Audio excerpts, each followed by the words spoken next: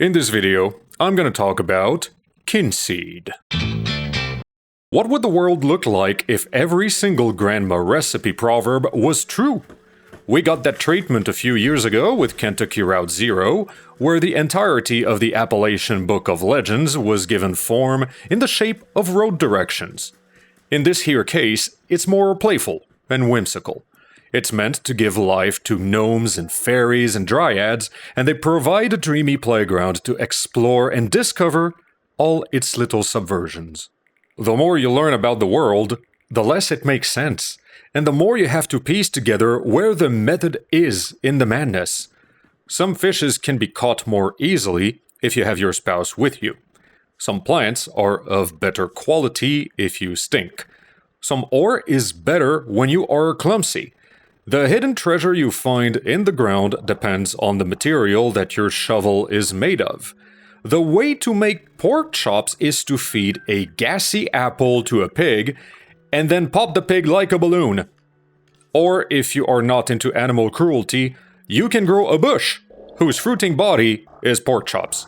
There's a bit of farming to do, but it's only one minor aspect out of a smattering of features that includes item gathering while balancing multiple conditions, managing shops, becoming friends with everyone, giving literal years of your life in service to a reality-warping bunny, and going into the forest to fight monsters.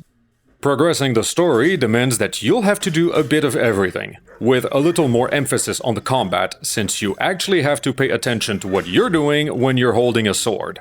Depending on your stats, the combat can get pretty dicey, especially since it's the one notable part in which you can actually die. Not to worry, as far as game mechanics go, you have infinite lives, and if worse comes to worst, player control shifts over to your progeny, natural or otherwise, to continue the experience.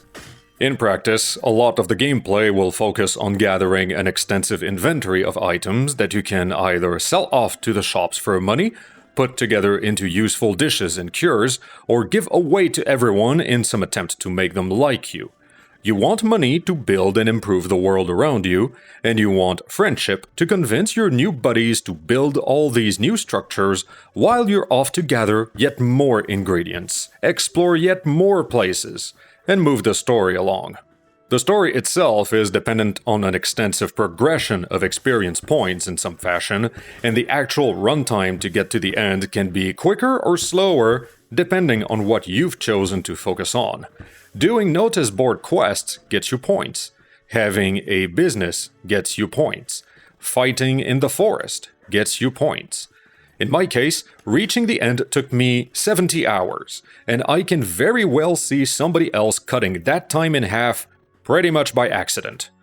I turtled, I overprepared, and I was inefficient in so many ways you'd think I was committing fraud or working for the government.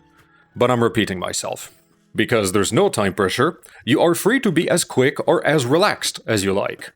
I'm the kind of person who tries to fill every minute with work in some shape or form, so everything I do feels rushed because I have a laundry list of places I want to get to and items I want to grab. The item placement is not random, so it's a good idea to keep some notes on the side if you intend to harvest a particular plant or flower on a regular basis. Ostensibly, the goal is to defeat the big bad and turn yourself into a legend. It's acknowledged from the get-go that you are destined to greater things.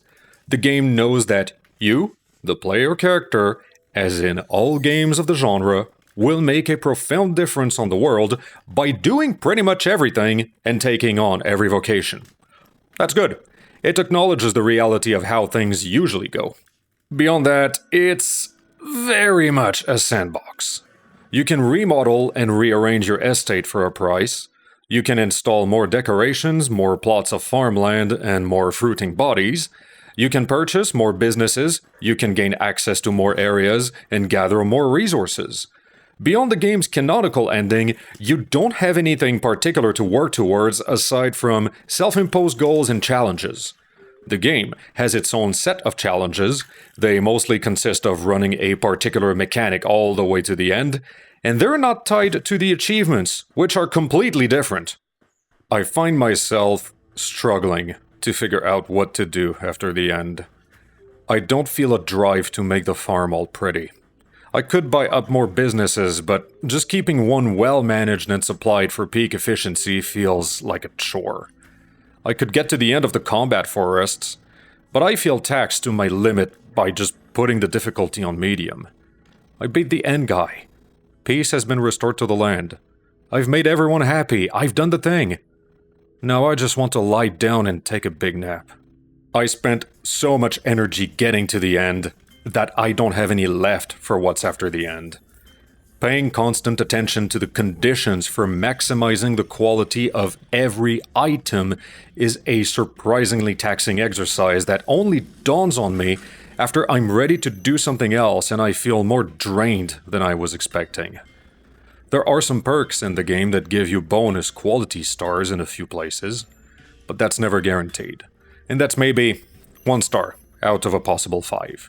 And yes, a good deal of the content requires finding or making 3-star, 4-star, and even 5-star items. There's more to do for sure, but it involves a lot of minutiae and moving parts that my bowling ball of a brain isn't in the mood for. I want my old job back. I want to do my little thing and be unaware of all the other greater things I've been trusted with. The world opened up to me, the cash is pouring in faster than I know what to do with it, I've got the whole country at my fingertips and I could do anything I want. And I just feel like I reached a level where, somehow, everything feels too hard.